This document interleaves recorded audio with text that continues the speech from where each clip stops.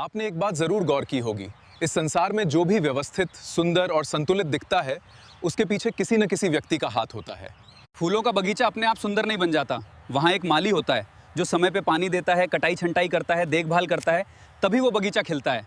खेत अपने आप फसल नहीं देता, वहाँ एक किसान होता है जो समय पर जुताई, बुवाई, खाद और पानी देता है दुआर, तभी धरती अन्न उगाती है।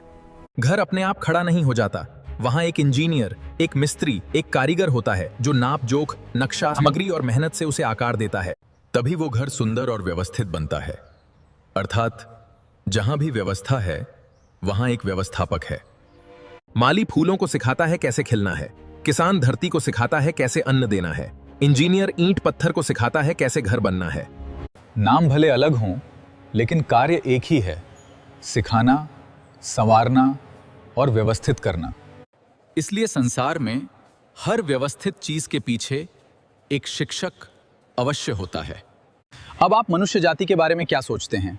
क्या कोई ऐसा व्यक्ति है जो मनुष्य को व्यवस्थित करता है, उसे अच्छा बनाने में मदद करता है? क्या कोई ऐसा है? हाँ, बिल्कुल है। और वो ईश्वर का अवतार, ईश्वर के अवतार ही है वो व्यक्ति, वो शिक्षक।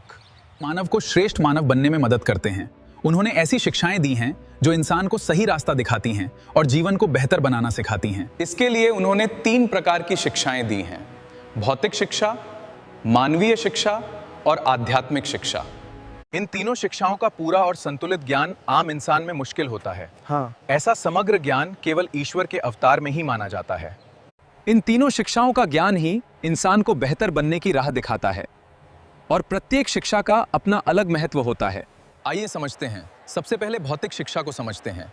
ये शिक्षा हमें स्कूलों में मिलती है, जिससे हम ज्ञान और विज्ञान के बारे में सीखते हैं। मानव भौतिक रूप से कैसे विकसित हो, इसी से हमें भौतिक ज्ञान मिलता है, डिग्री मिलती है और नौकरी के अवसर मिलते हैं। फसल उगाना हो या मकान बनाना, हम जो भी चीजें अपने आसपास देखते हैं वे भौतिक शिक्षा का ही परिणाम हैं। दूसरी शिक्षा मानवीय शिक्षा है, जो सभ्यता और प्रगति से जुड़ी होती है। इसी के आधार पर समाज और देश को व्यवस्थित चलाने के लिए नियम और कानून बनते हैं। तीसरी है आध्यात्मिक शिक्षा। इन तीनों में इसे सबसे श्रेष्ठ माना जाता है। इसी के माध्यम से मनुष्य स्वयं को अनुशासित रख पाता है और चरित्रवान बनता है।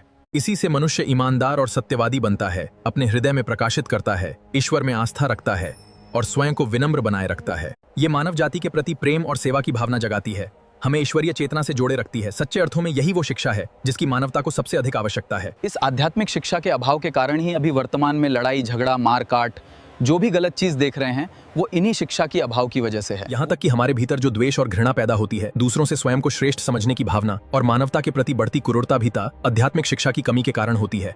आज घर घर में छोटी छोटी बातों पर होने वाले झगड़ों का एक कारण आध्यात्मिक शिक्षा की कमी भी माना जाता है।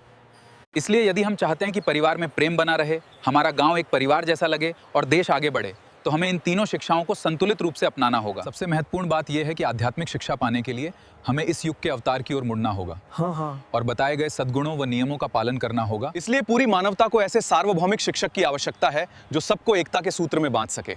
अगले वीडियो में जानेंगे कौन है वो सार्वभौमिक शिक्षक।